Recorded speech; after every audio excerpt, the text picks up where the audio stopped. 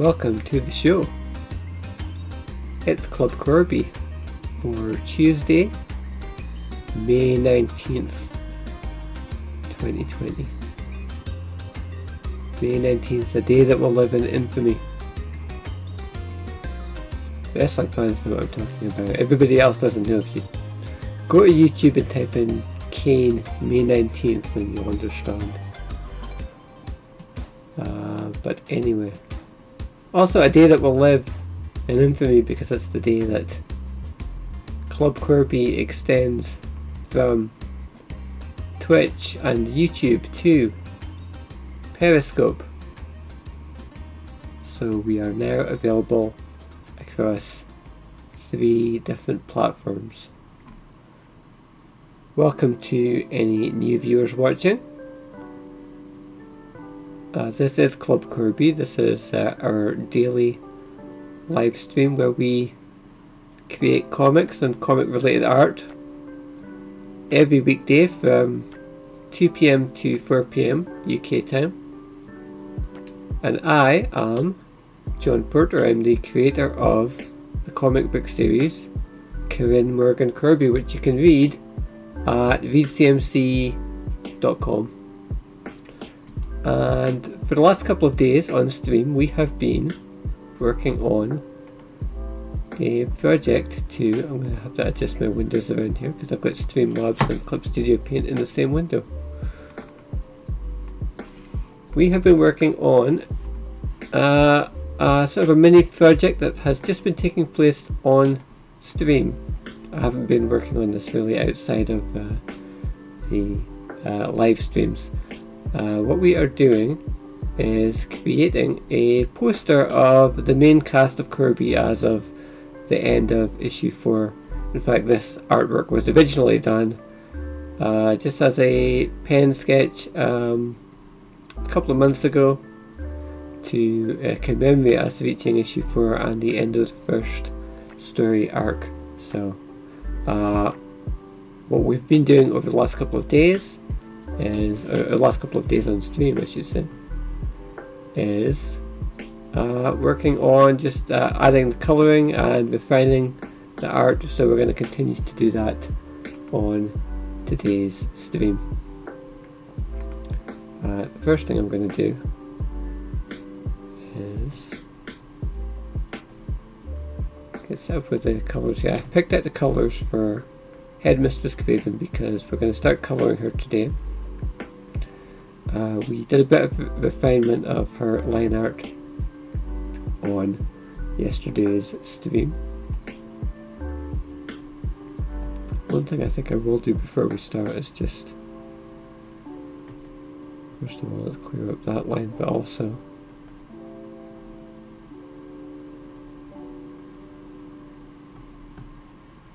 I just want the eyebrows to be a little bit more even. Okay. Yeah, I did a little bit more correction on Craven's line art today before the show started. Actually, I think one other thing I might do is the cheekbones are a little bit uneven, so maybe we could correct that as well. I think my preference would be for us to just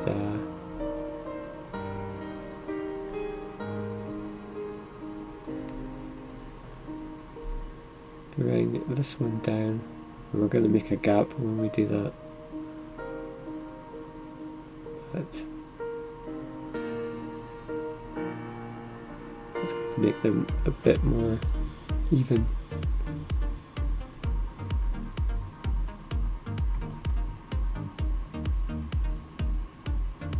We can start to clean that up again.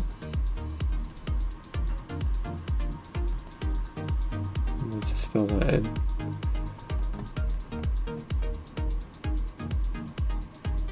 But yeah, I did a little bit of refinement to her line art, tweaked some more things to just make the hair a little bit more balanced because it wasn't very even before. So the next thing we're going to do is be a new layer, and we're going to start by just laying down the flat colour of the skin.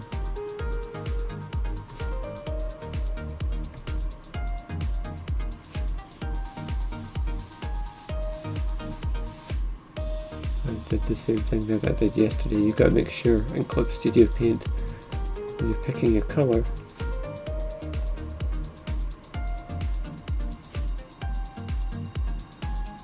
actually there is a way to do it. What you can do is if you just change that under in the tool property window here on the left hand side, change it to image, and then it's going to pick from any layer. Okay.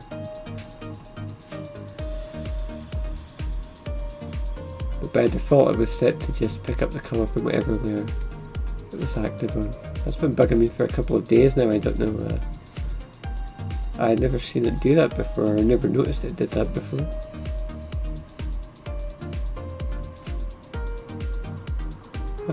We're not going to worry if we go over the lines here, because we're going to add other layers on top. It's more important that we can avoid leaving any gaps. And then the main area, just use the fill bucket. And now we've got our first flat layer.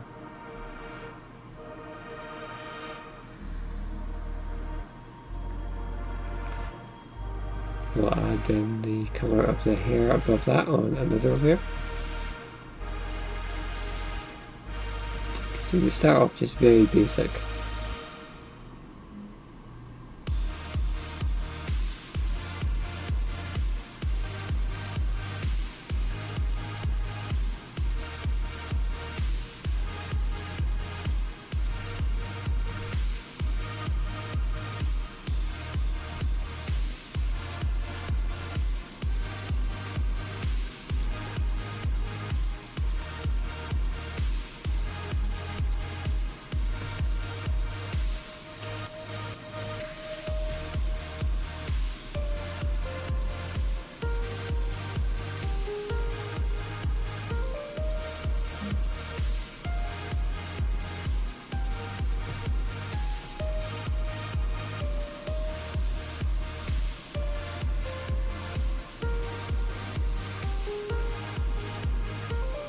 Going over the lines a little bit there.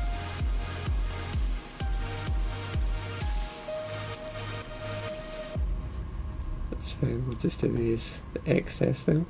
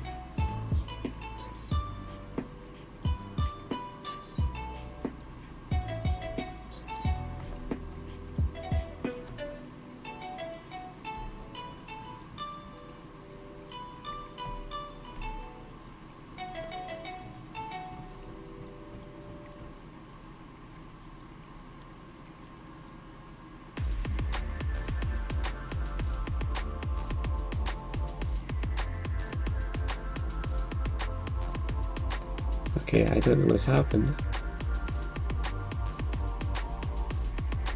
For some reason, Clip Studio Paint is just hanging. I thought it was auto-saving and then it seemed to stop auto-saving, and now I've just got the circle coming up. Okay, there we go. Whew. I was panicking though.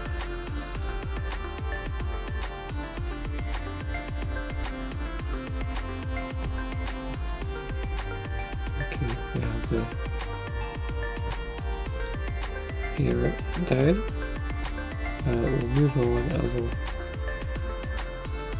Then the whites of the eyes.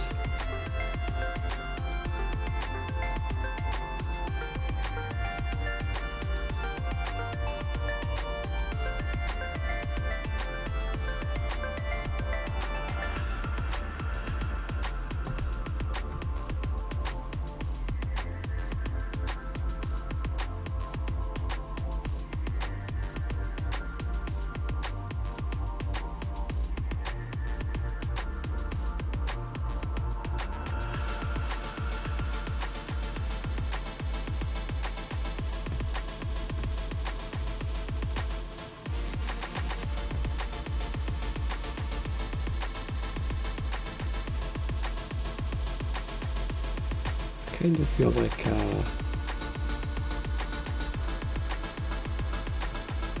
this needs to be about 10% bigger, just to match.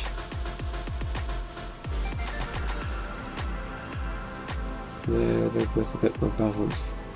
Okay.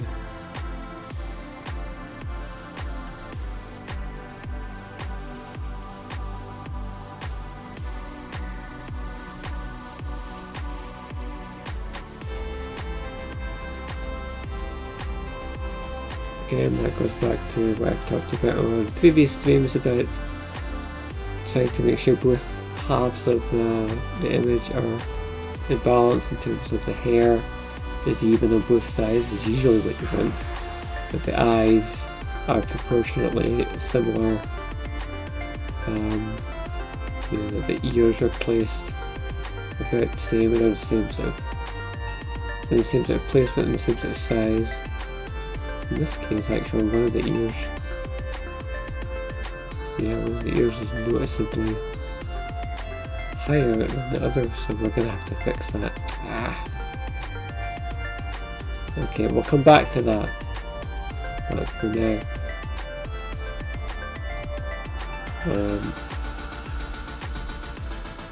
I'll add another layer above that.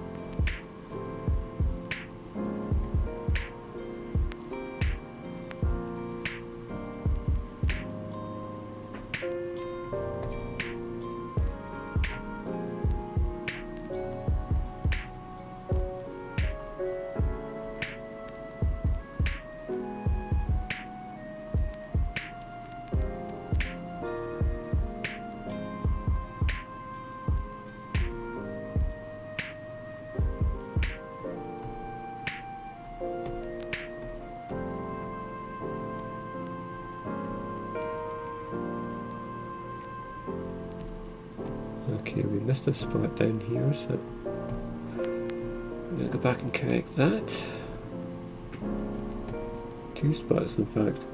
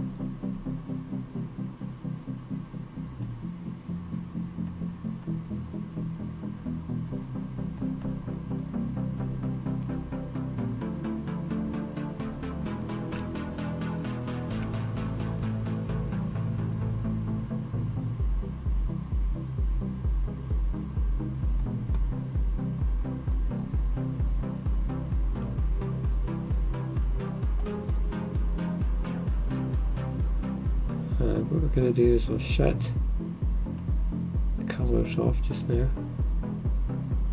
Shut the colours off, that might be an odd way of putting it, but we'll go back up to the line out layer.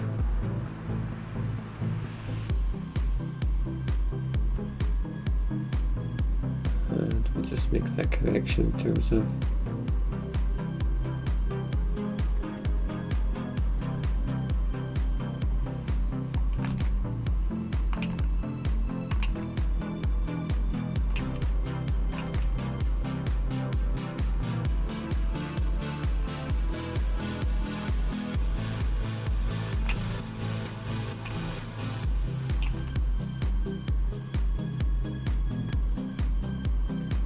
the size and the placement of the ear.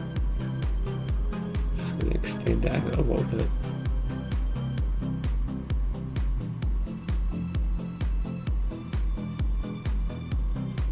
I think we'll just redraw in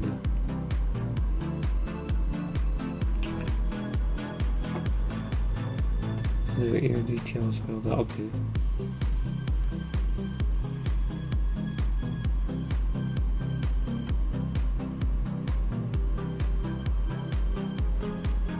This we will have to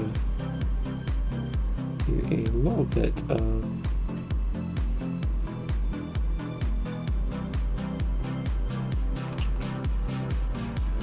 for the end.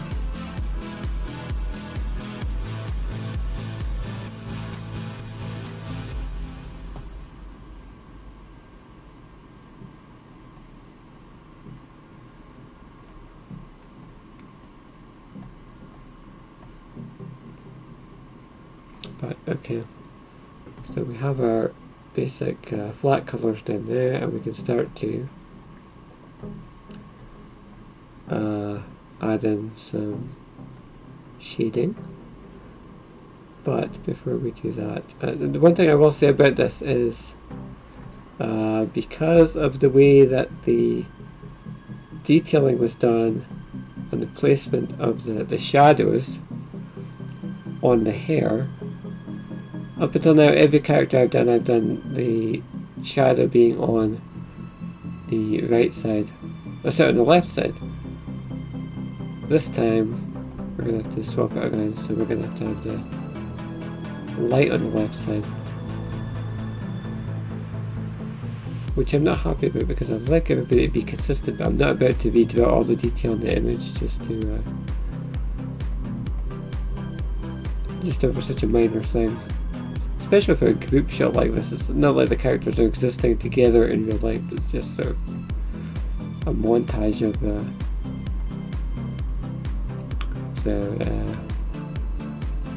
visages, I suppose you could say.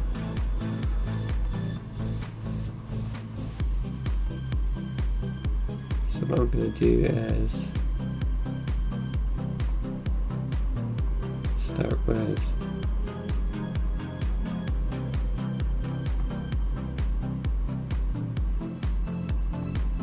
skin tone.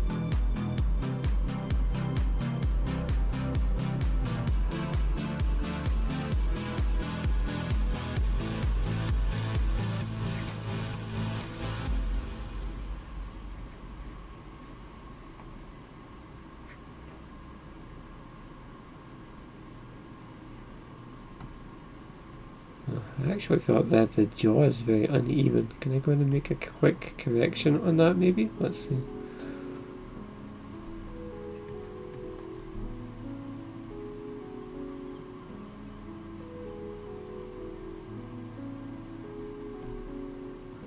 Try to do it in a way that's non-destructive and isn't gonna give me more headaches.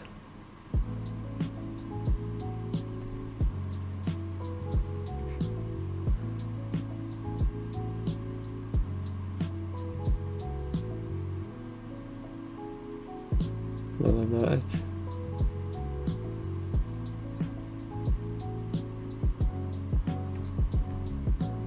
Just clean up a few things here.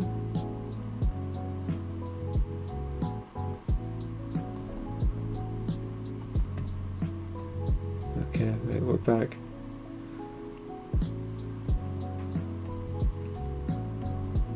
And we are doing the shading.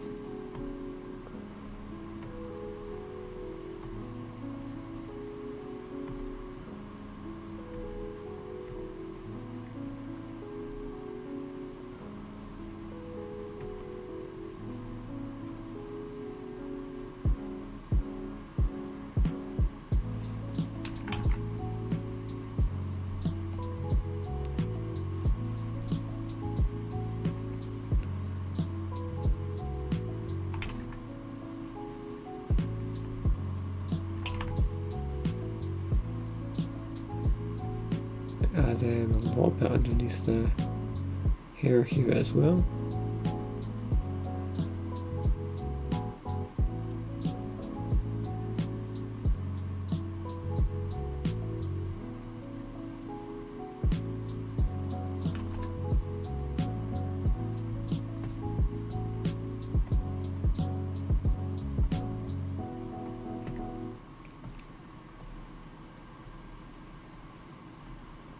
We'll just start to add in some little details.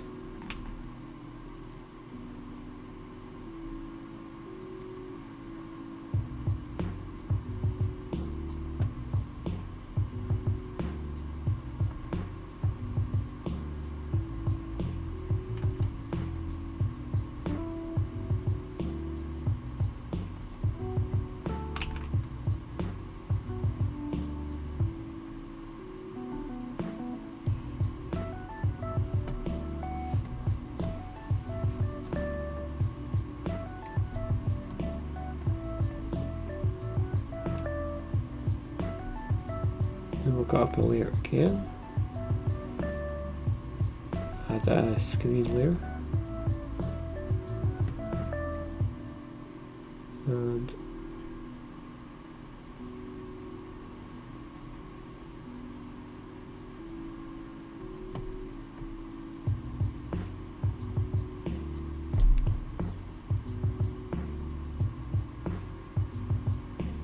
can start to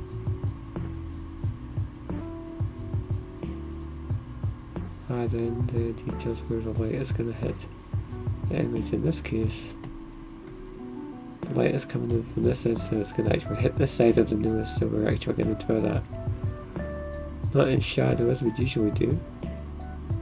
We'll use the effect of that light hitting it.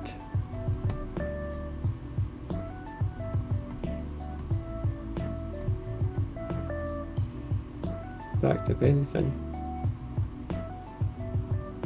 Go back.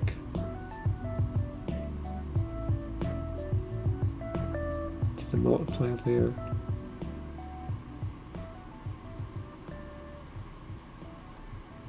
Just add a little bit of shadow on the other side to show that the nose has the light hitting one side and the shadow hitting the other, and give it more of a sense of three-dimensional depth.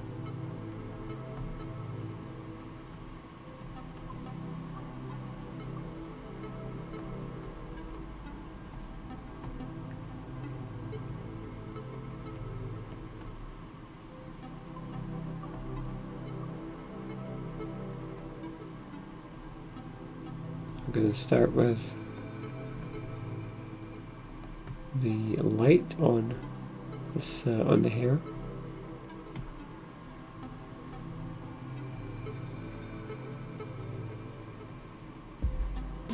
And I have said in the past that I don't like to use too much light. I've kind of gone off of that because I don't know, I just feel like if you use too much it can end up being a bit tacky. But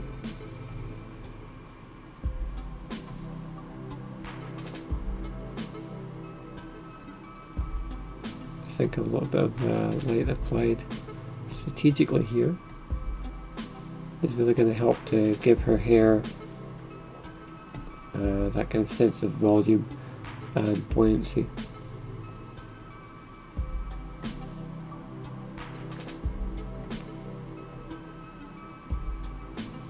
And then we will add another layer, multiply layer, and in actual fact we can just pick out the areas that are already delineated as being shaded areas. That's kind of made our job easier. So I think that might be a bit too dark, and it's actually robbing us of being able to appreciate the detail that went into the hair at the inking stage, so that might be an issue. We might do is just bring it down a bit like that, and then that way we get the best of both worlds. We can add some shading, but also we're not losing the effect of the pen shading that we had already done. If anything, we're just complementing it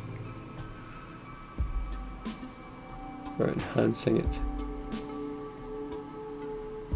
Craven is the only character here that I think they really went to a lot of trouble of using the pen strokes to add that sense of shadow in the hair.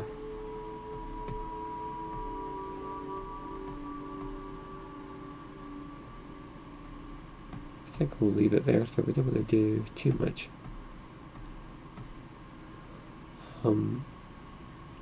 Then we can go on. We can do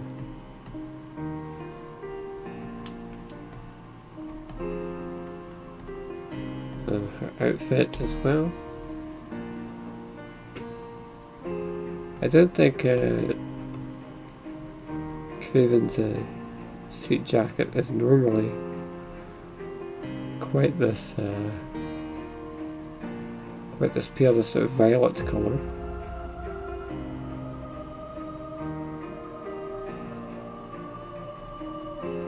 But it kind of works for me.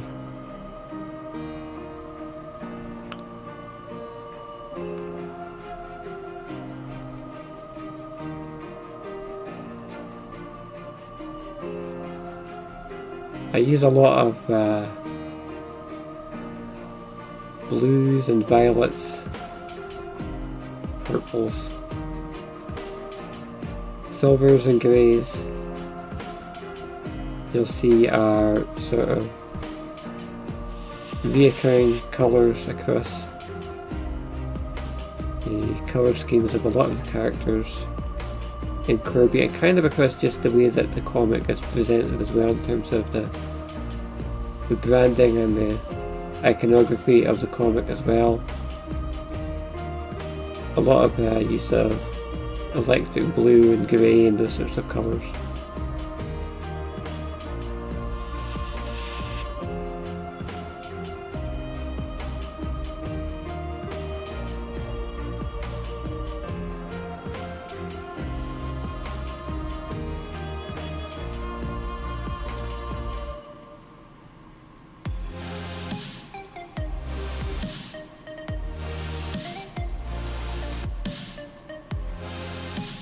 I think it's because I wanted the comic to have a sort of a sense of style and sophistication in the beginning before we went more cartoony with it. But those aspects of the aesthetic are sort of stuck.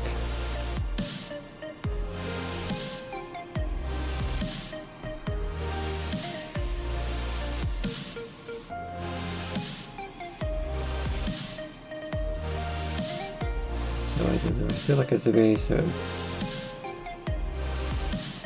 1987 sophisticated fashion sort of thing that we had going, that we were going for in the beginning. We have retained some sort of elements of that. Okay, I'm looking for... This is the point we get to where at the end of every... once we're done with colouring every character, where I start to lose track of what each layer is, because I haven't labelled them as I've gone along.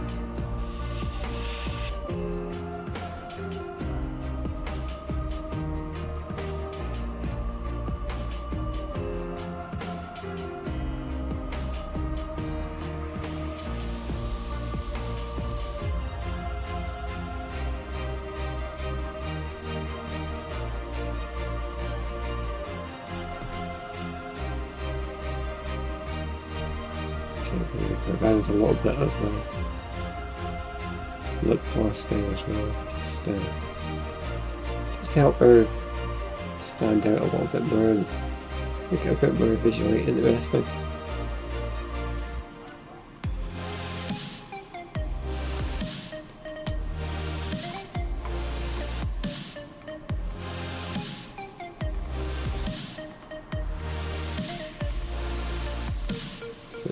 I'm not sure about the eyes. They're very dark, but darker than most of the other characters. I almost feel like I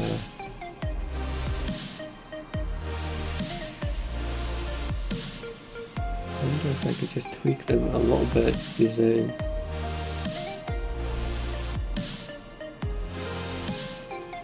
it's too much.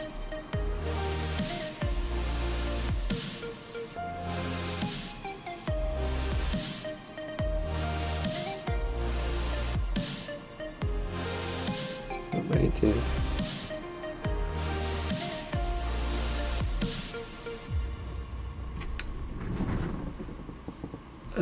Okay, right, I think we're about done with Craven now, so what we're going to do is the same thing we do when we get to the end of when we've completed every character. We have to switch off the line art, merge all of the colours,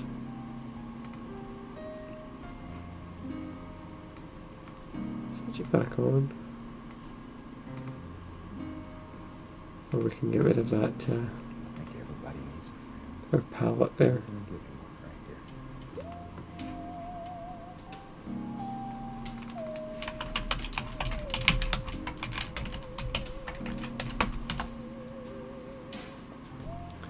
Okay, and that is Craven completed. So how many characters have we got left to do now? So we've got Neemhen to do. We'll do Neemhen next. Then Maxine, then Ruby, then Morgan, and then finally Corbie at the top of the heap. So I have done a little bit of work, started to edit Neemhen's line art before the show started today, just so that we could speed things along a bit more quickly, because I felt like yesterday's show we spent the whole time just editing Sadie's art and just getting it revised so it was ready to be coloured. So I've done a little bit of tweaking on Neemhen's. I think we still have a little bit to go, so we'll finish that off now.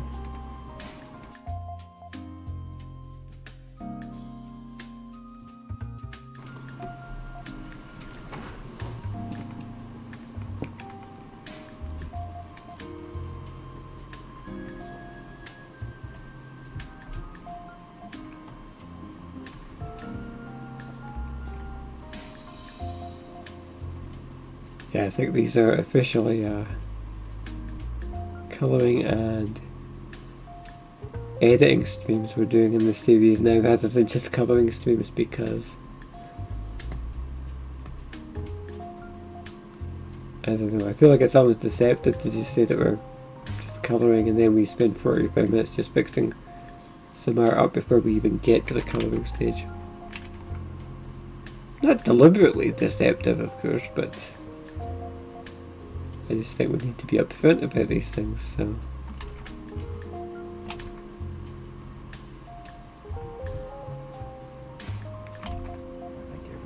Maybe deceptive isn't the word. Incorrect. It's incorrect to say this is just a colouring stream. It is a... Oh, are we in the wrong layer? Oh, that's bad. Yeah, okay. So, luckily, caught that pretty early on. What we'll do is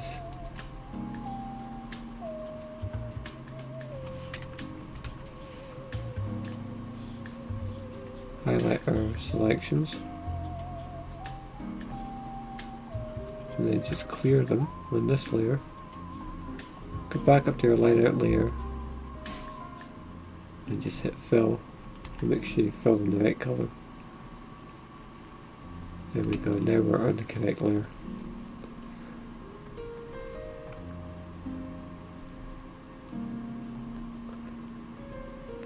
We're going to do the usual thing, we're just going to go over our pen,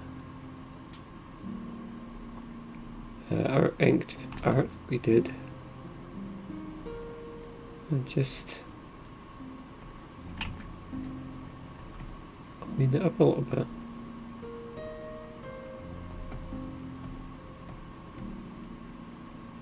Kind of to a ludicrous degree, because we are really close up on the page here, but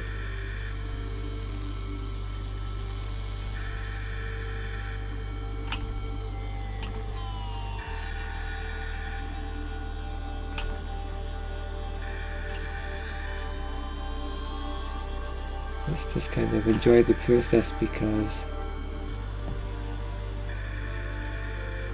I mean, never say never, but I can't see future Corbie projects being done this way. I kind of wanted to go very old school when I started this whole idea, but we're going to do the daily comic strips. So we'll go back to doing, you know, pen on paper, and just don't see that happening, because I think that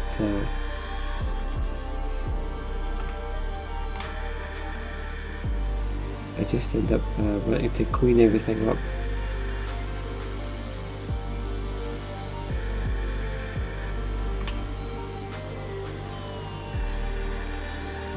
I think that what's going to happen is, if anything, we're going to go the opposite way. We're going to do everything in the future all digital. We'll just do it straight in Clip Studio Paint instead of taking art and having to edit it like this. I'm just gonna try and develop a sort of a workflow and a process that is very much about doing simplified art very quickly, natively within the application.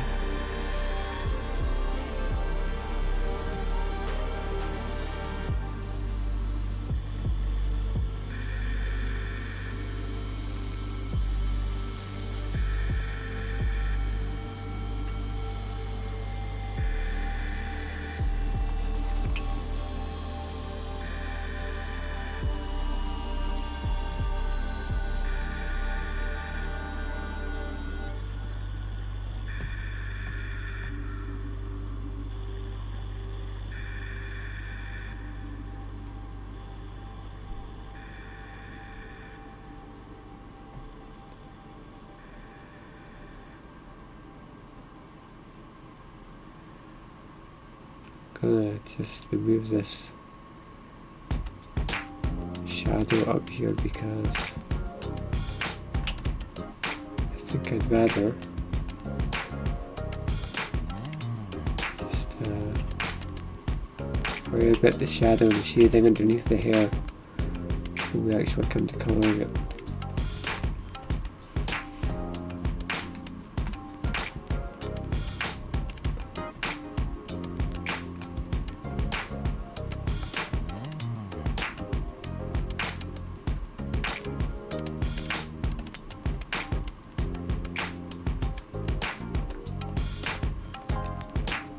Also,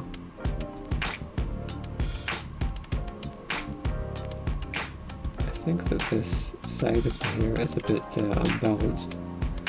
The usual thing. So we're going to have to work on that. In fact, yeah, look at that. That is way off. So we're going to have to pull this whole side of the hair down a bit. I think we should blank out this part first, because that's no use to us anyway.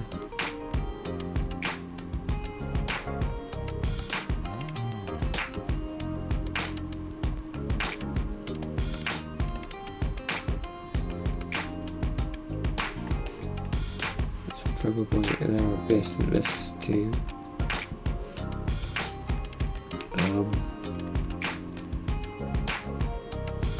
Add in a white backing layer as well, because we're going to start moving around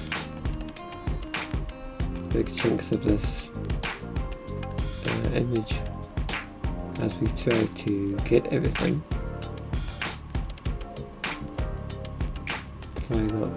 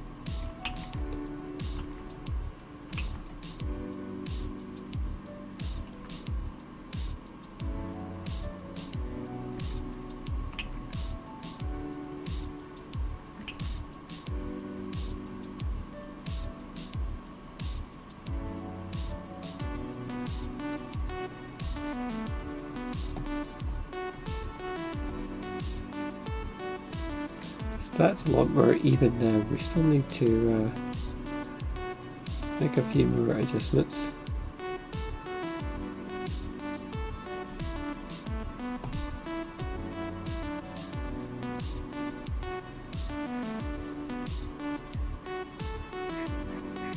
I've talked on previous streams about trying to balance both sides of if you're drawing a person, both sides of the image, and you can hear one of the eyes is way higher than the other. I think a lot of that can come down to as well if you're drawing a character slightly at an angle, which is what's happened here. I think what's probably happened is this character's tilted a little bit, so I would have been thinking that way when I was drawing it. I probably ended up over compensating for that. So you've got one eye that skews a bit higher and one sort of side of the head that's skewing a bit higher at the top as well. So we're going to have to go in and correct both of those things. And you can see right there's a huge gap between where the peaks of the hair and the horns on either side sort of line up, so we want to correct that. In fact, first of all, I think we're going to need to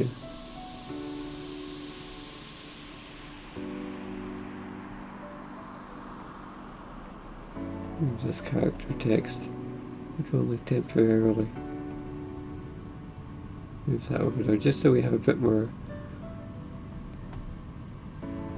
room to move around some of these elements. What I normally don't do is just copy and paste the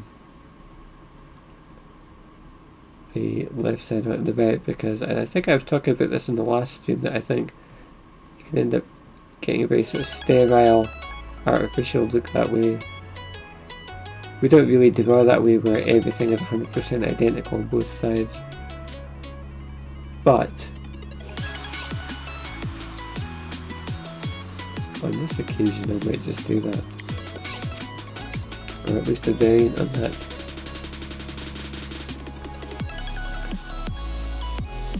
I think what I'll do is,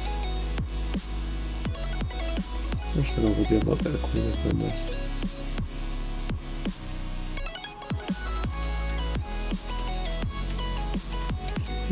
Piece some of these lines together a little bit more.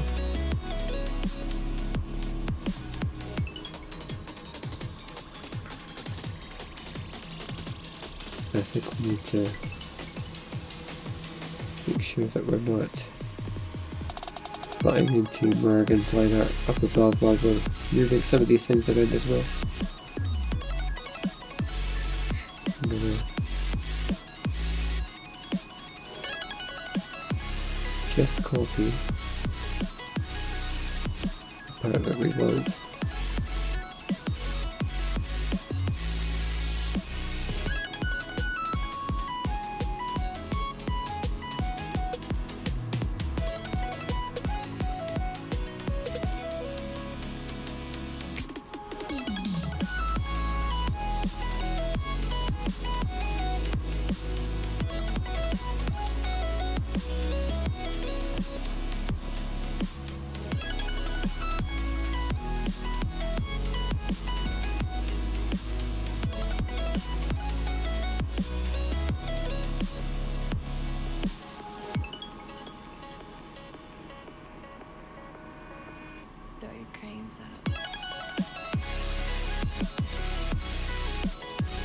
What I'm going to do so is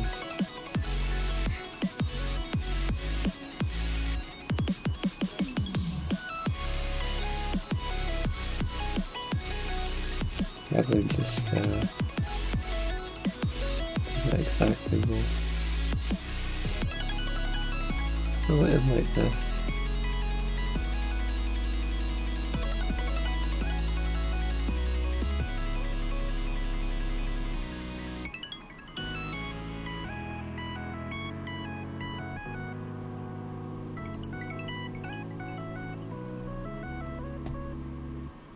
And then we can go back over it.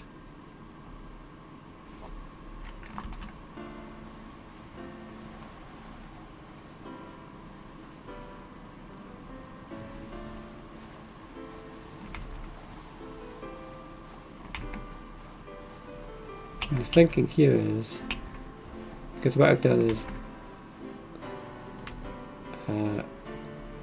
we use the selection tool to get the shape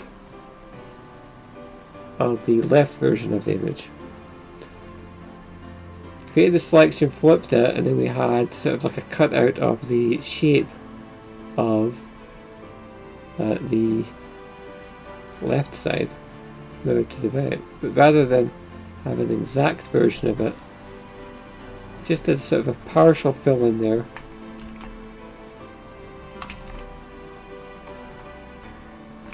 And now we'll go back over on the right hand side and just tweak it a little, and that way we're not going to end up with art that is exactly identical on both sides. We're going to have it just different enough.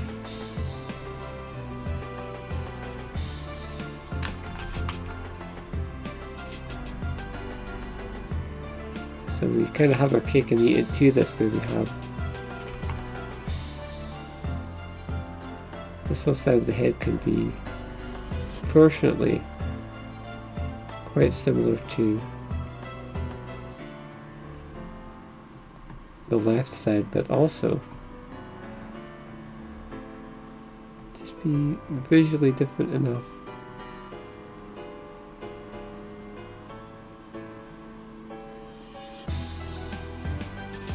And it also doesn't need to be 100% even on both sides. If it's slightly off like that, might be even better in fact.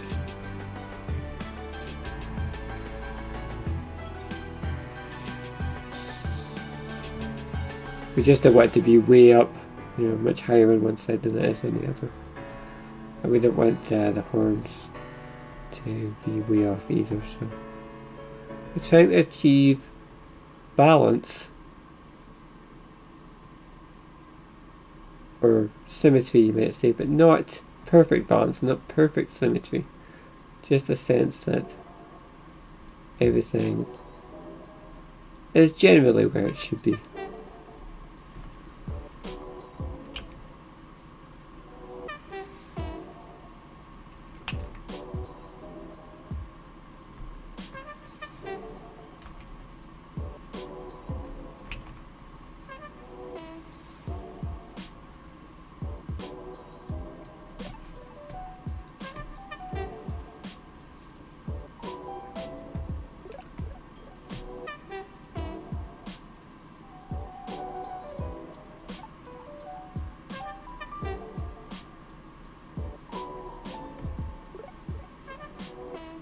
We'll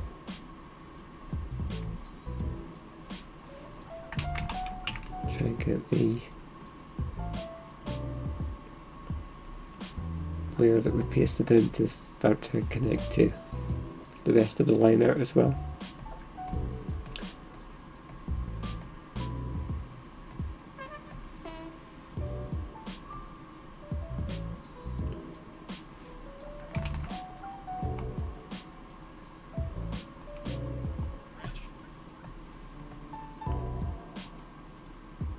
Okay, we'll switch everything else off just now.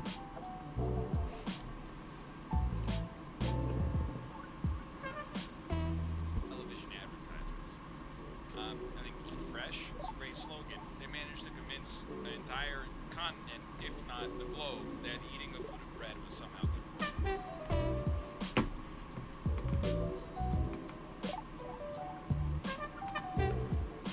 Okay, we'll merge the visible layers together again.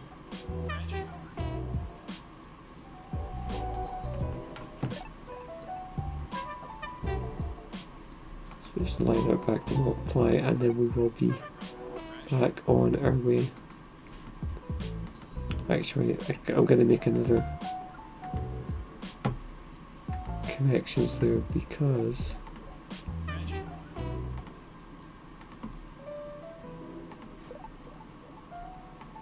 we still have a bit more work to do in terms of just connecting some things here and evening some things out.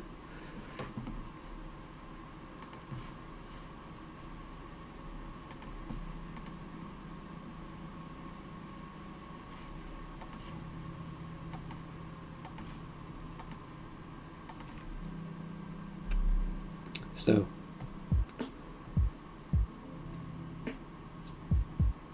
one eye is way up here. It's the top of the right eye. Top of the left eye is down here. bottom of the right eye, bottom of the left eye, so it's quite a skew here.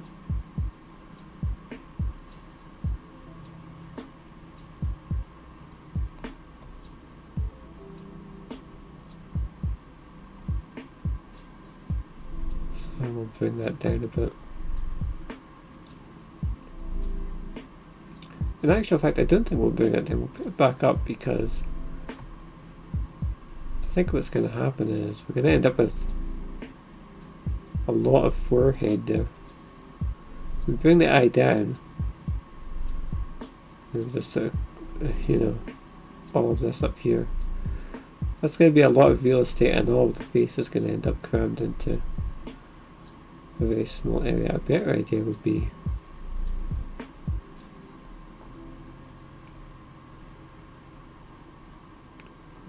pull this eye up.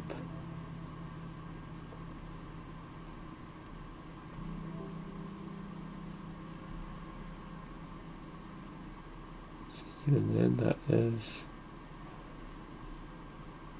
not quite far up enough. Might need to rotate a little just to try and keep everything in balance.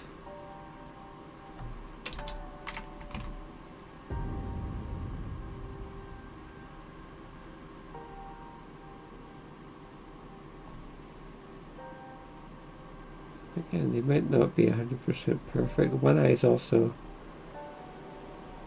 a bit wider than the other. Two ways for us to fix that. One is to actually resize it, the other one is just pull it in. I'd rather pull this one in because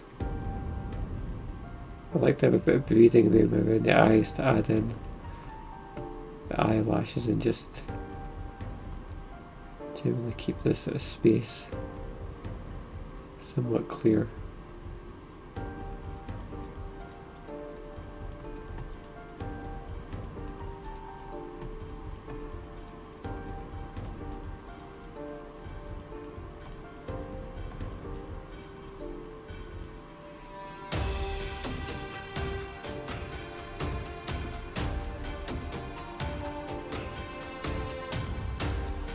Again, trying to achieve a sense of symmetry between the facial features isn't just about the sort of the placement of the eyes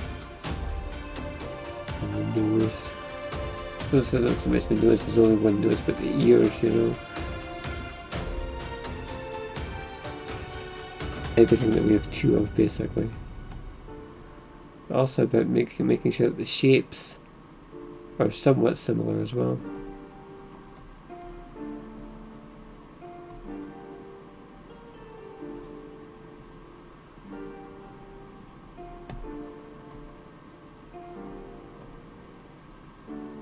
I also want to be careful.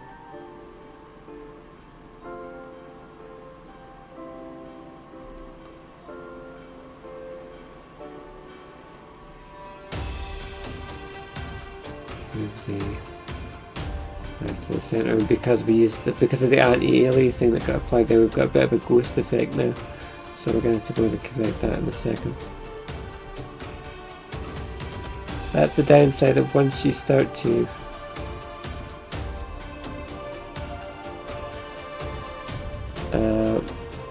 if you have art that isn't anti-aliased and you start to transform it and stretch it around and things, then the software is going to apply this sort of effects to your lines. You're not going to have the purely black and white lines. It's got this dithered effect, so we've got to go in and remove that.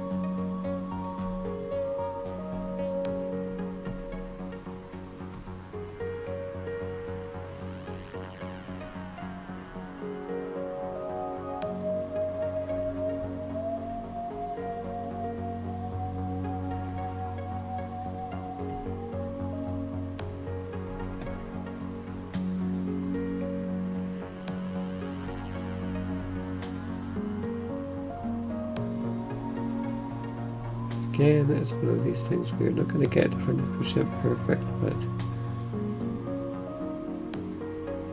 what I'd like is for both eyes to be roughly the same sort of shape and size.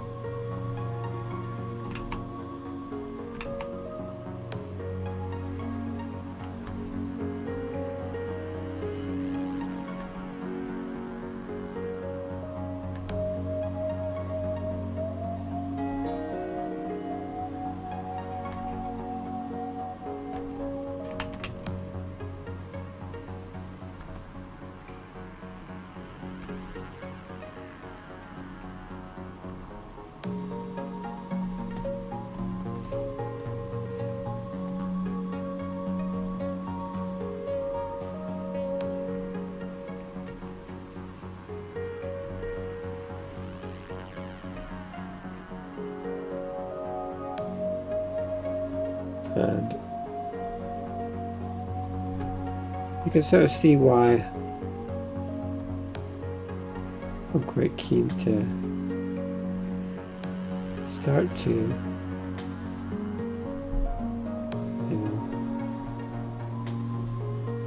I don't know if start to is the word, because I don't traditionally haven't done things in this exact way, but you can see where I'm very keen to in the future not have to have any of this clean up in my process, because it's possible for us to do it, but it is quite time consuming, and if you're a perfectionist you can really get caught up doing this.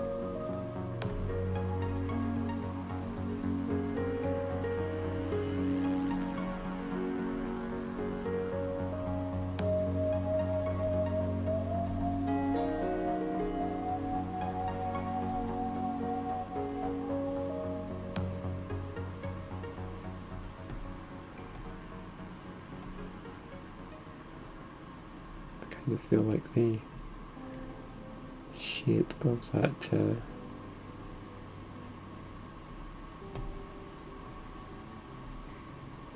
hoop there isn't quite the same on either side. It doesn't need to be, but it might look a bit better if it was.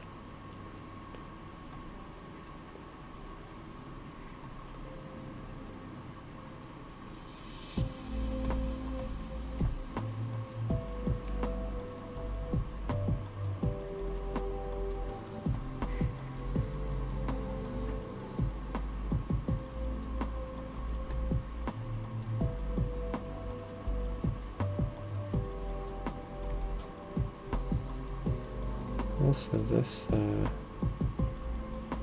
common thing for me, but this jaw isn't even either.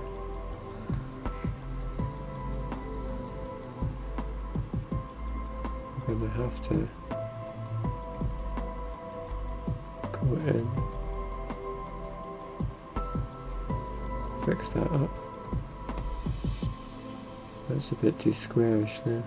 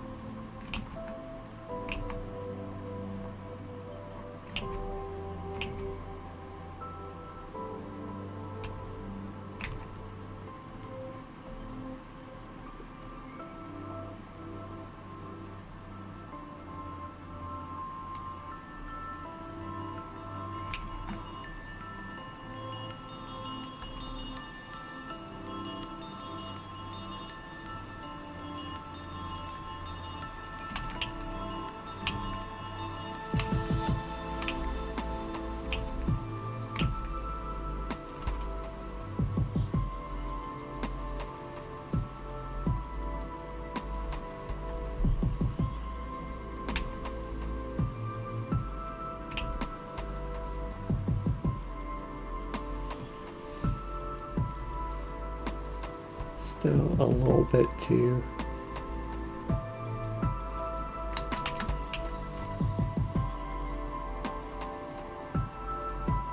I don't know, uneven on this side.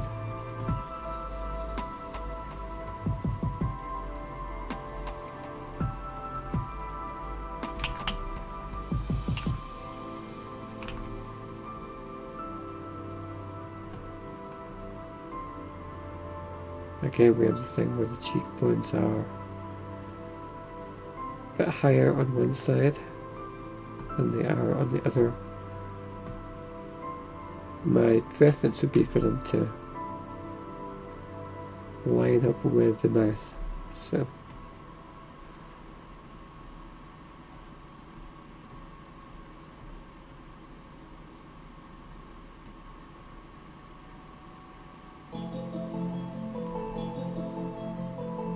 and that's going to affect the way that we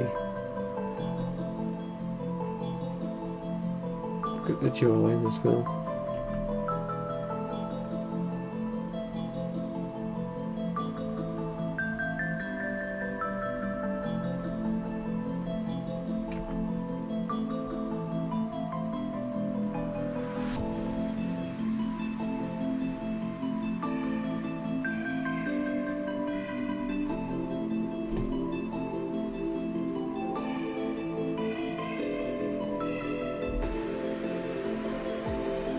Now she's starting to look a bit more balanced.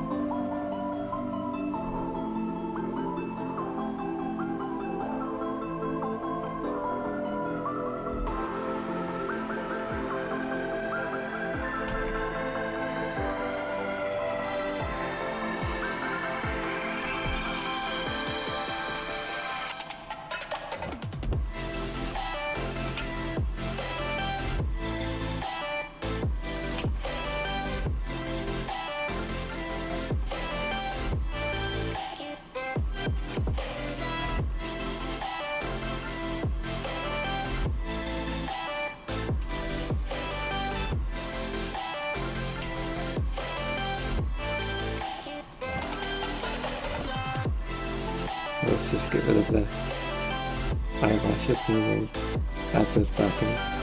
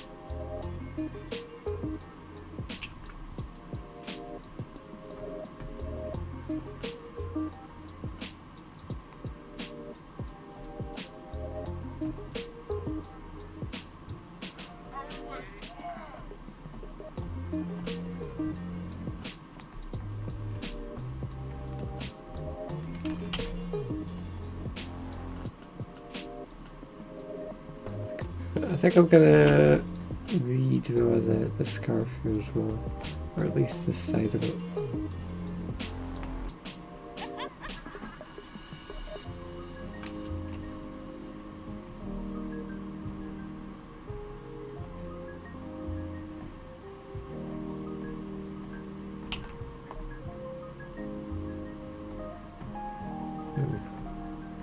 That'll do. Well, also one side of the hair is way bigger than the other. Okay. We're gonna have to fix that too.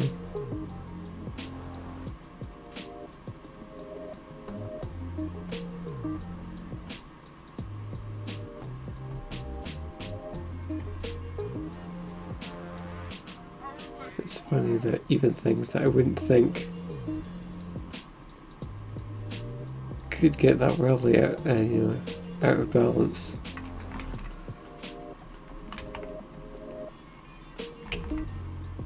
This can be off as well. So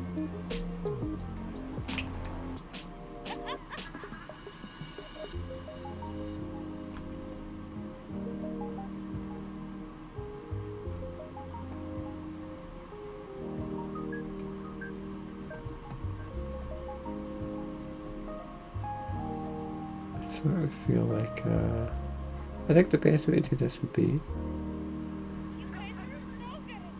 pull this down.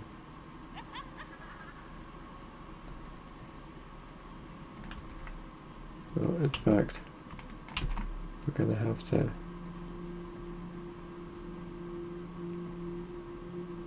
just have that drop down and meet the top of Maka's head instead, and then that way the hair is going to be at least a bit more balanced on both sides. And we can start to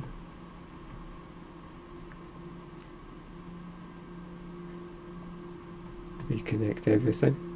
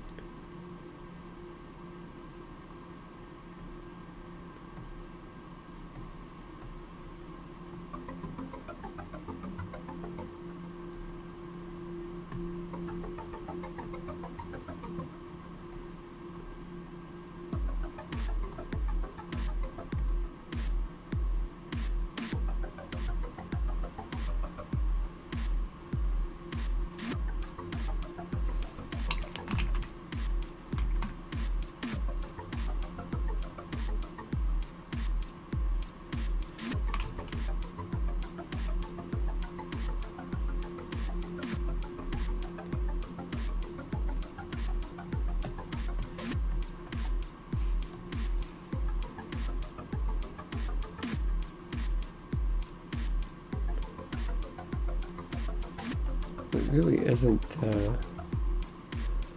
still exactly what we want, because the hair sort of has a thinning point here just beneath the ear, and then it expands out, so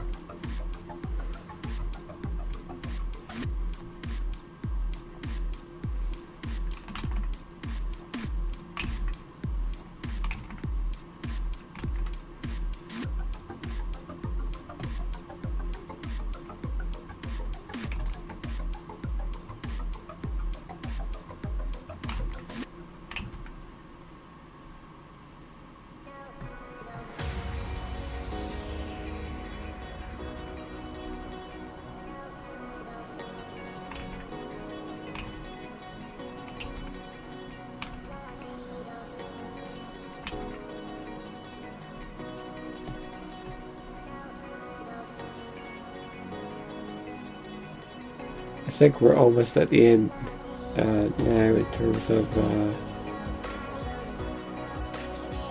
editing the art here. We might need to correct the ears, and then should be most of the way done. Still a little bit of work. to do.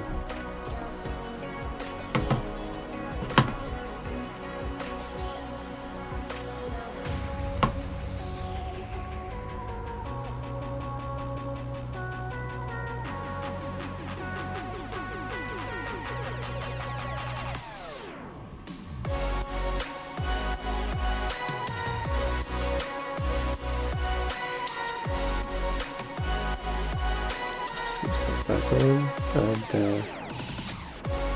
okay, we'll just make corrections just now on the main layer.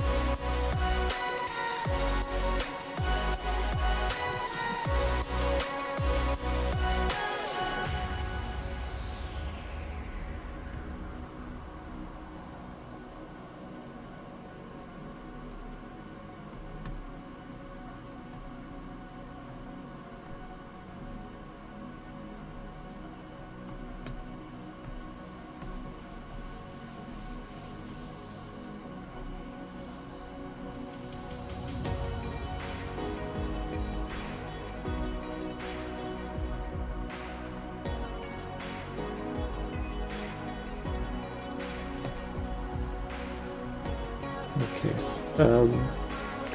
yeah, the ears. I'm sure if I pull down the blind tail again, you're going to see one ear is way higher than the other. So,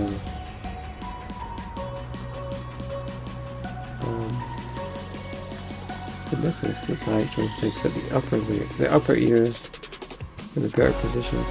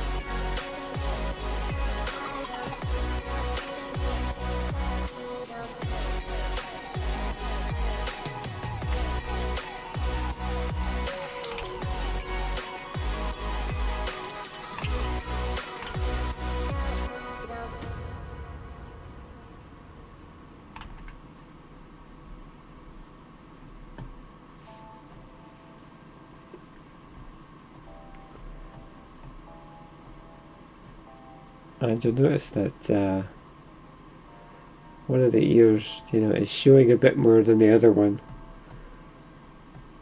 I'm kind of okay with that because that's just real life. In real life, hair does flow. If anything, I feel like that sort of helps to create the, the feel of having the hair flowing and swooping down by just showing one ear more than the other.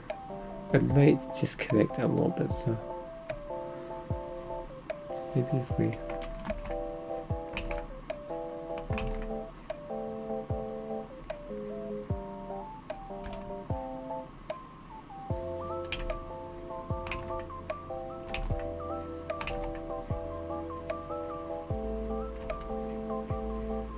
I'm flying in the face of everything I've just said now because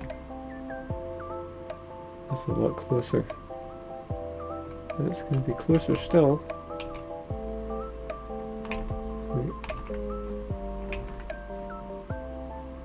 That down. You can see how so much of the work that we've been doing today has just been about that sense of balance and getting everything to be somewhat symmetrical between both sides. And you almost have a sense that as you do this, you kind of feel like, how did I miss these things when I was actually penciling the image and then inking the image, to have so much on one side just be completely different to the opposite side when it's right there. But again, as I've spoken about in the previous streams, I feel like that I think a lot of this is just the way that our mind interprets the visual information that's in front of us, and also things can just, as you're constantly revising an image, things can just sort of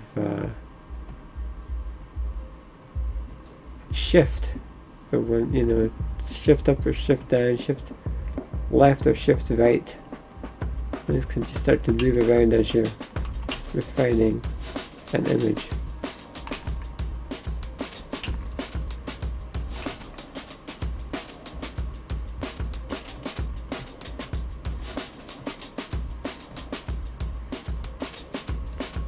And honestly,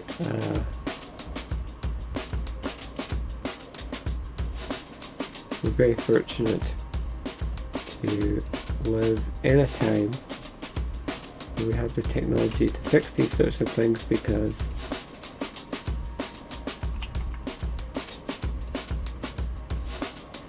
I don't know how I ever got by without having the ability to just say, well, this is uneven, and then just highlight part of an image and then just move it or redraw it.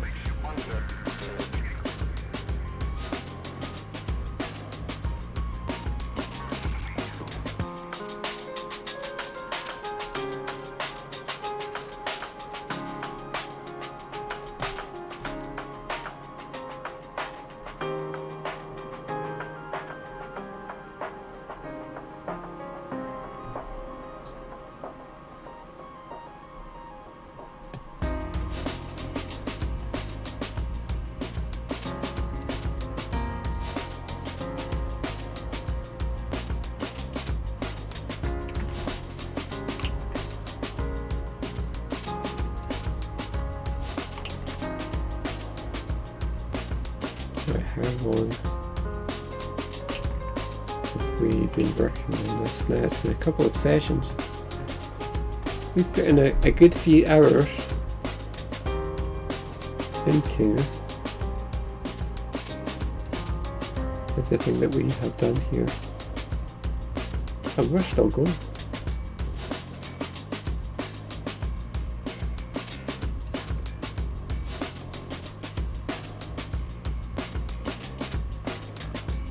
I need to switch this off again just so I can merge that white down with the art above it.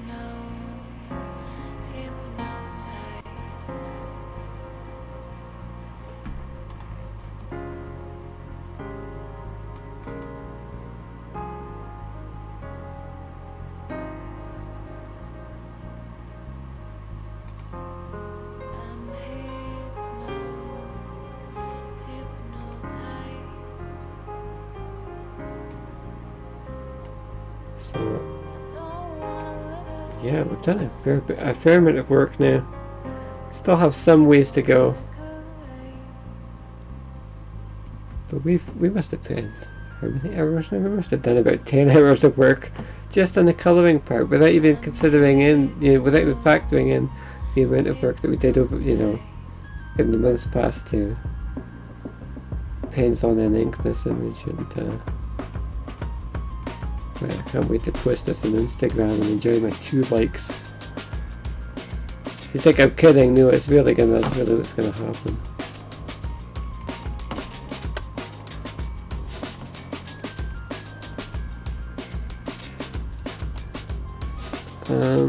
Okay.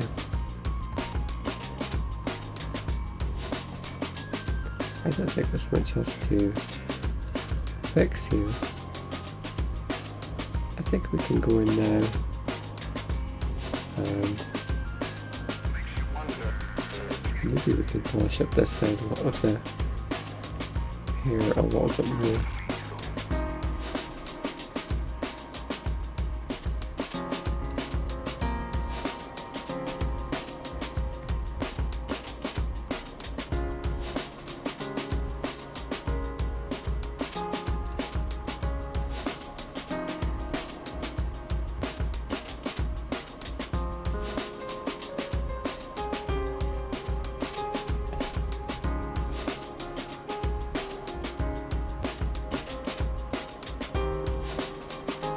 Still a little bit even. Okay, I really am obsessing now. Let's just get going. Let's bring up the colour chart. Let's start to then the colours, because we've got pick the right skin colour.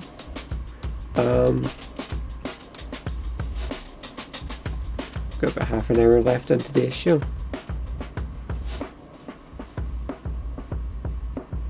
Time enough to actually get anything coloured and shaded.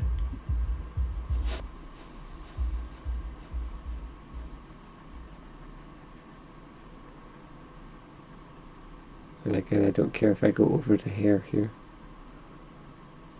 That's fine.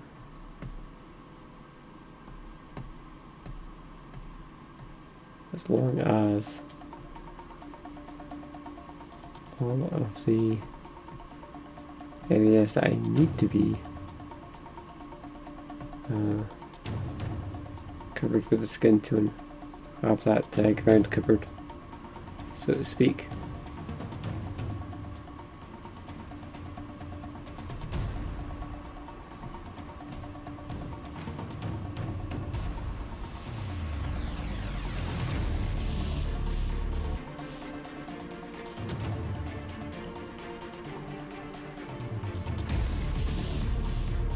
Neem Hain is mostly shades of grey, given that she is the goat goddess.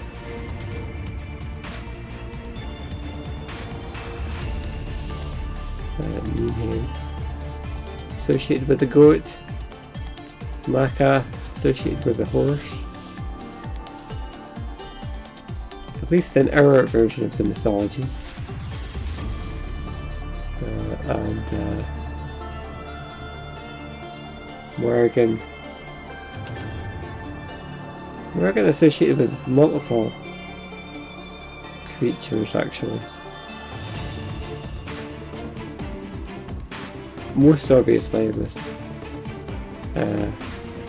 well known to be associated with crows and ravens, of course, and also with cows.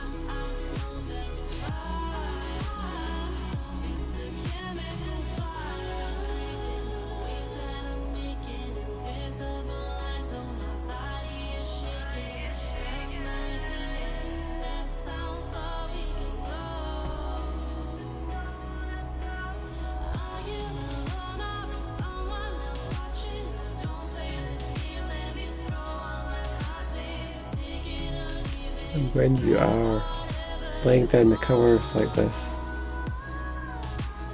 you need to be mindful of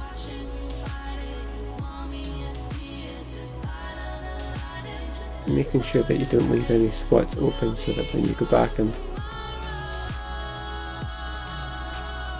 fill in, use the paint bucket tool to fill in the intersections.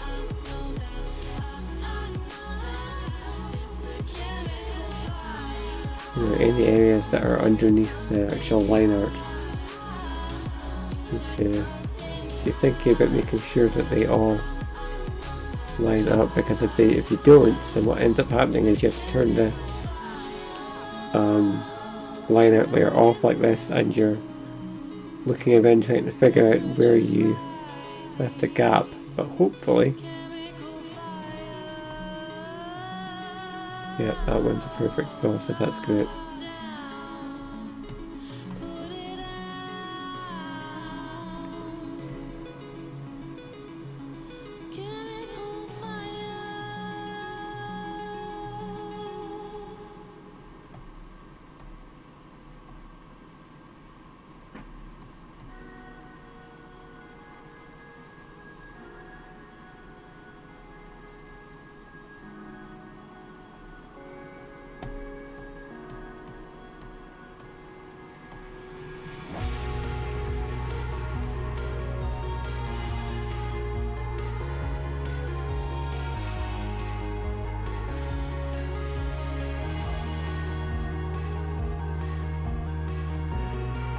Okay, we will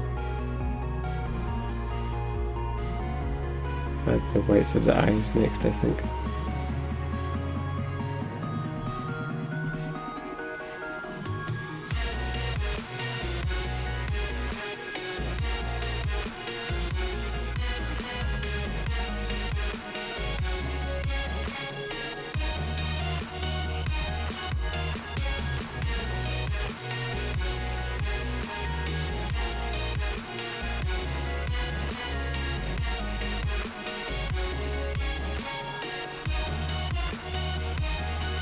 One thing that I have a habit of doing is just taking that inner part of the eyelid and make it a bit too angular, and then it means that when I fill in the white of the eye, it's a bit too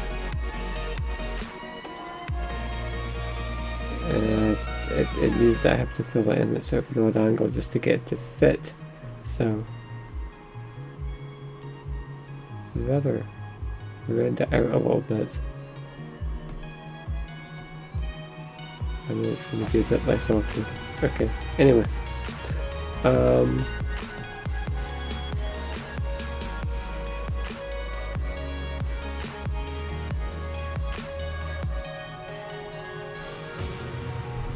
Let's leave that on actually. And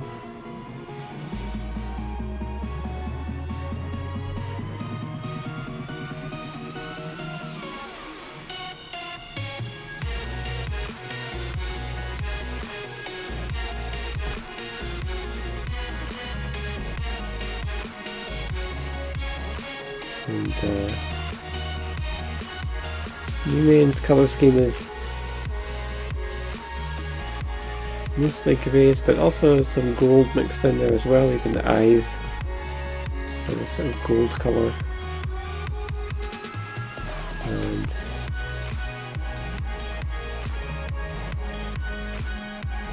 try to give everybody, make sure everybody has a distinctive eye colour, just as a way of helping to differentiate all the different characters.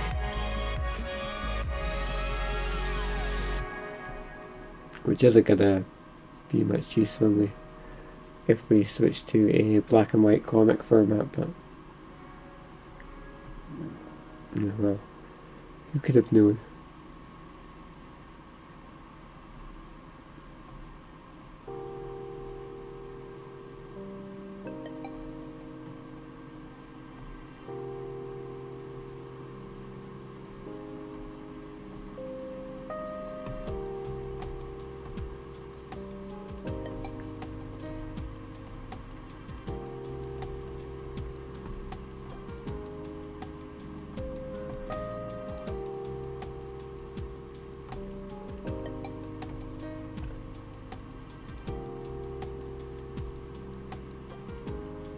little story about the way that the pupils are drawn on the characters. So starting with issue 2, we sort of introduced the new we did introduce the new more cartoony sort of style. As you may know, issue 1 is sort of a mishmash, and it's me just throwing things at the wall and trying to see what sticks. And then starting with issue 2, the kind of the house style that you see on the characters here got introduced. In the initial design concepts, everybody had entirely black pupils. I found them really sort of piercing, and I just didn't feel like it looked. I wanted to keep the pupils because I felt like they were really useful for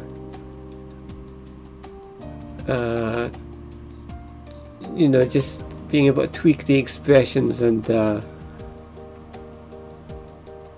giving the characters a bit more sort of visual range in terms of how expressive that they could be. I tried getting rid of the pupils, and then and sometimes when I draw a character in a far off sort of panel, if I'm drawing them at a very small scale, I maybe don't draw the pupils every single time, but in close-ups I always do. And yeah, so they were black originally, it didn't really work, and then we just sort of ended up switching to this whole sort of idea of that the pupils are actually just a darker shade of the main eye.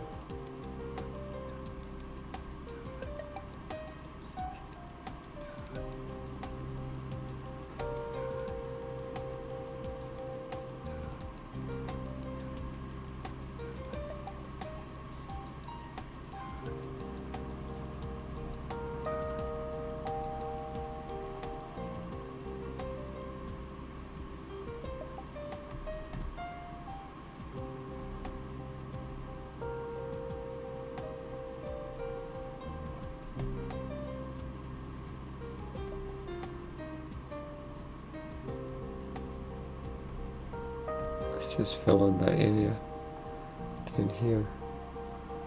I always have to try and gauge on each of these characters where I want the cutoff point to be, where we just stop drawing them, if that makes sense.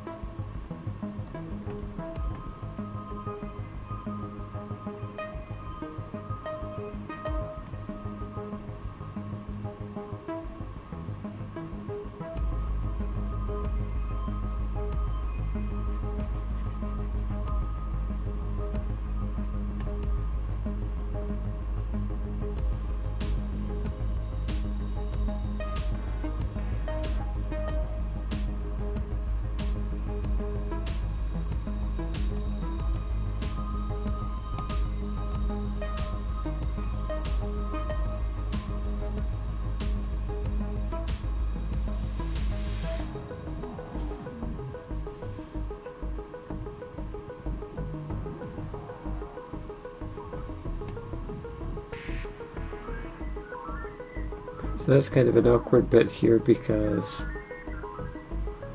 I'm kind of butting up against the edge of the image here. I almost don't know where to stop it. I think what we might need to do is just go back up to the line art layer and just do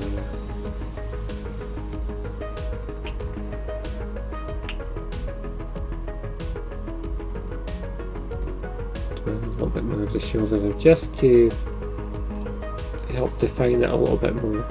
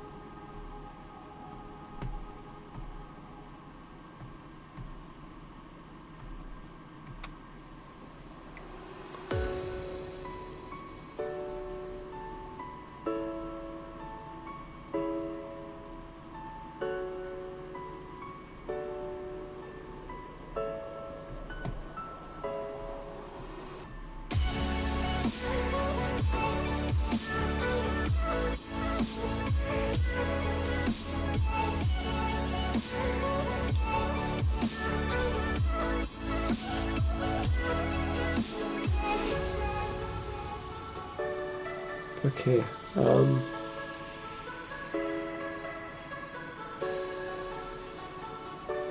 there's a detail here on Neve's design that I'm not sure about, so I need to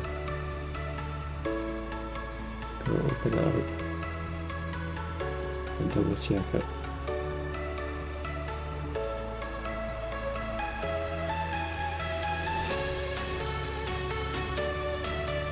See, for some reason I thought that the stripes that went down the dress were gold. I don't know why I thought that. They're not really gold, it's sort of I guess maybe like a sort of a yellowish tinted grey. Slightly more creamy. Anyway, that's fine. By the way, Nemean's boots, I don't think in the initial appearance the skirt was quite this long, so we couldn't really see them. But on the model sheet anyway, Nemean's boots almost look like kind of boots like a professional wrestler would wear. I almost sometimes feel like that's almost sort of out of place for an ancient Celtic goddess to wear. But then, on the other hand, I figure they can wear what they want. If they want to adopt aspects of mortal clothing and mortal fashion, but I suppose that they could. And also we know that Nene and Maka have shape-shifting powers, so they're not above taking any sort of form that they want to anyway. So I suppose it kind of works.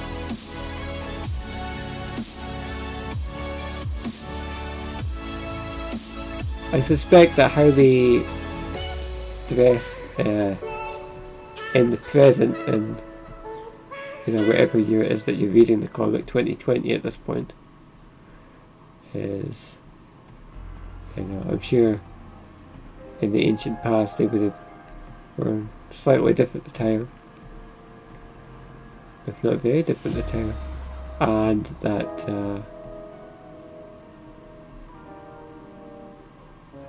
You know, they would just amend their clothing as they wish. Anyway, right. We've only got 10 minutes left on the show, and I am talking about clothes instead of drawing.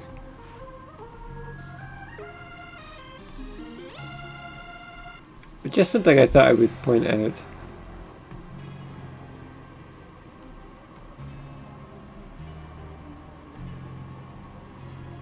It's the kind of thing where I think I've kind of made my peace with the boots.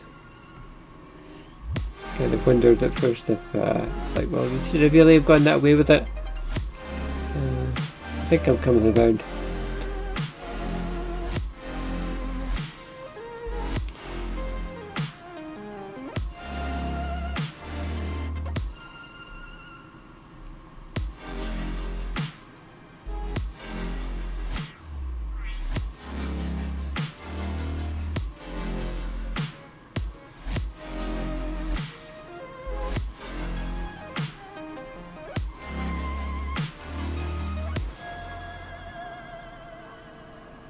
What I've never came around to is Morgan's crazy twig or branch head vest thing.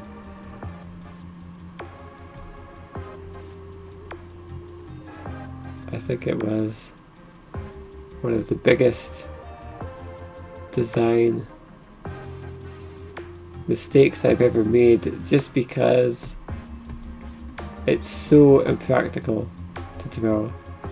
Every scene she's in, it takes up so much real estate, so much of the scene. It's a pain to just get the should be shaped right, to be scaled right, to look right.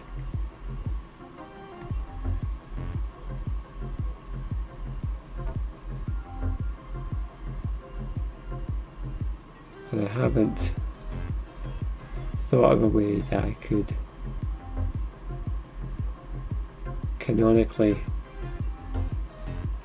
get rid of it.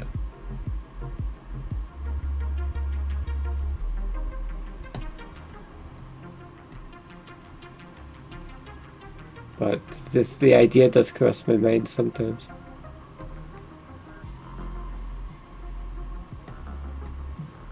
It's so difficult because 99.99% of people are going to stumble across anything to do with Corbie. Don't follow the comic. They're not regulars. It's new to them.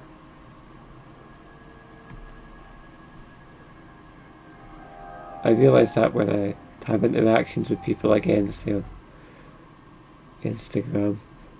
I'm fed up at talking about Instagram. I can't stand the place, but talking to people on Instagram, and you realise they have no emotional investment in Corbie when I'm talking about it, and they don't know the characters, they don't know their names. They're not sort of they have no emotional investment. Well, that's not a crime, obviously, but I'm conscious of the fact that everybody needs to be identifiable, and you need to not confuse people if you're gonna sort of win them over and get people invested. You can't keep chopping and changing every character's appearance all the time.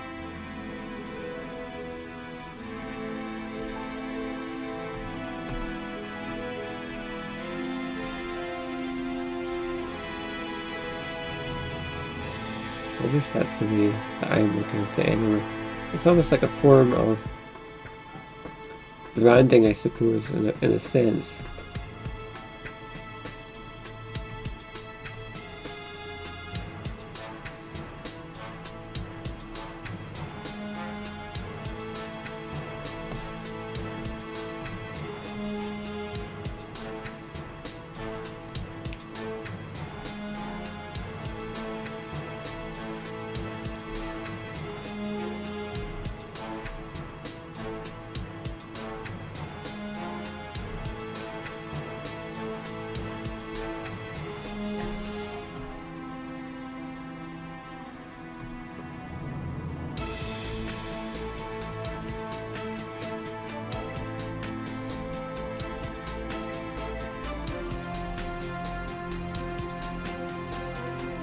Okay, we're gonna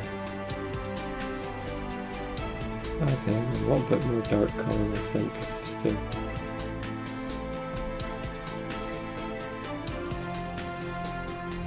really put the icing on the cake, so to speak.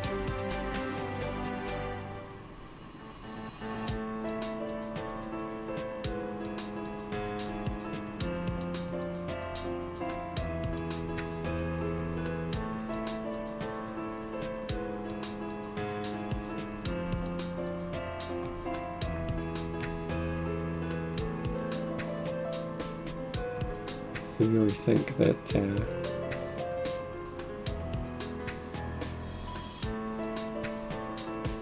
get to the point where you have 4, at least in this sort of style of art, when you get to the point where you have the 4 different shades, you've got your base color, you have your standard shading, and then you have your dark shading, and then highlights where the light hits the image, especially for the hair. And that really makes a huge difference. It really brings things to life. So I think for me, the rule of 4 here seems to work quite well.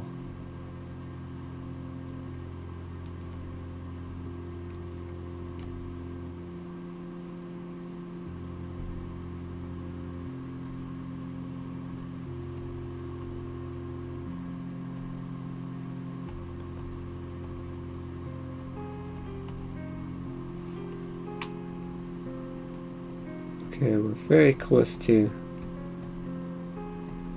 the end here, so even if it's actually almost 4 o'clock now, and this is normally where we would end the show. However, I'm not gonna wrap up until we've finished Neemhane's shading here, because we're so close. So if we need to go over by a couple of minutes, that's what we're going to do.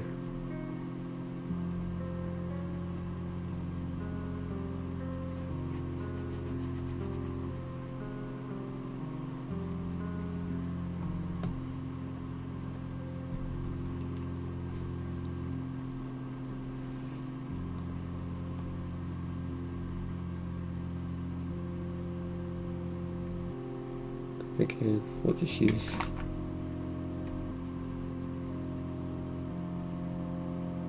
three shades here. We've got our standard layer, we have a bit of shading and a little bit of light.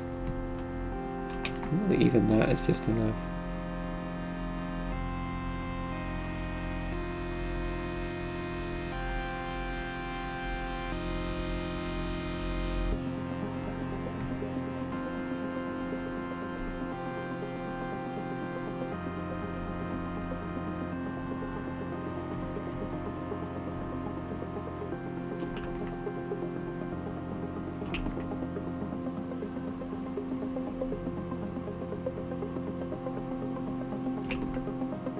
Oops.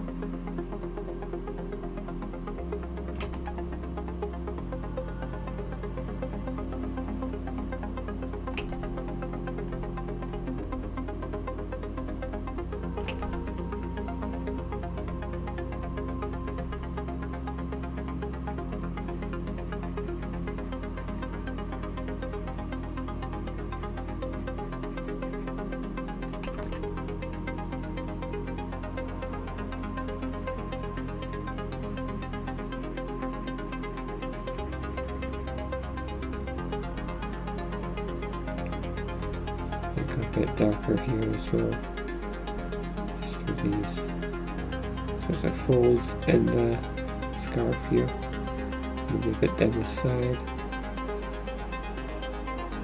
and just really sort of enhance that.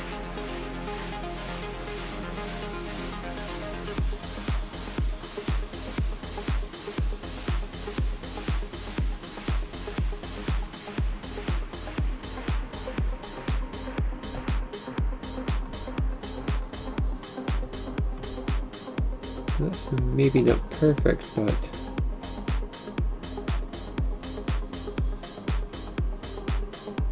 yeah, we can work on it.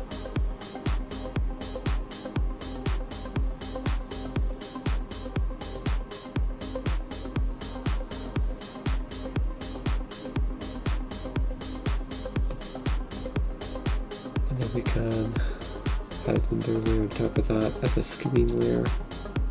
And add in a little bit of light.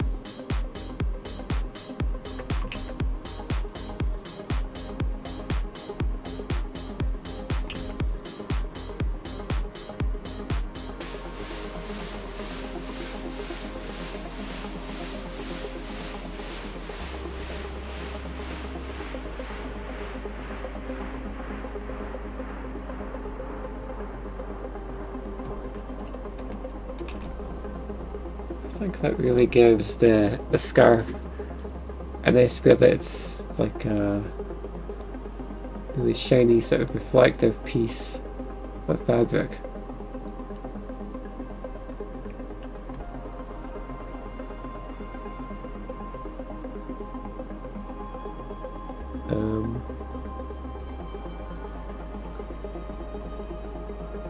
Very tempted to add in a little bit of highlight on the face as well.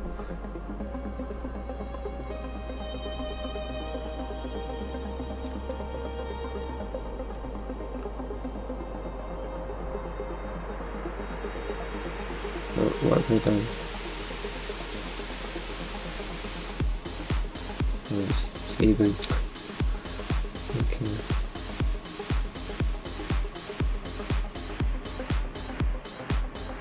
Go back to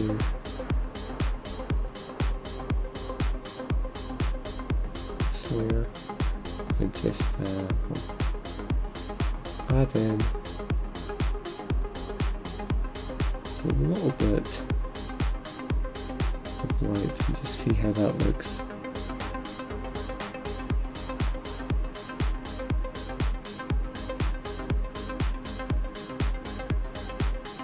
Just like that, and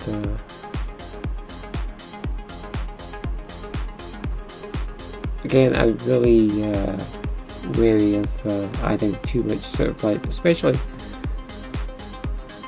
I don't know. I mean, the face is going to be somewhat cast in shadow because of the way that the hair works anyway, so let's not overdo that. Maybe the only other thing I would add is I'm not even going to add a new layer for this.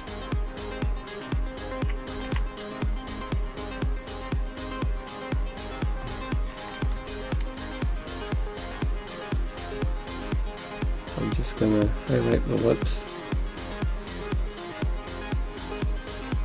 Maybe we'll add a new layer just very quickly. How it looks. Pretty much the same thing we did with Craven as well. New layer again, we do the same thing above it. And we can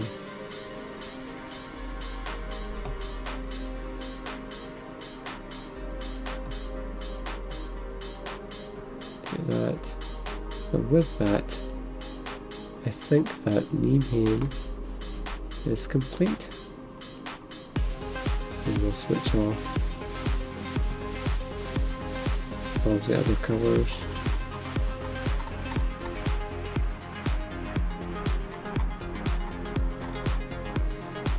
We'll do everything together.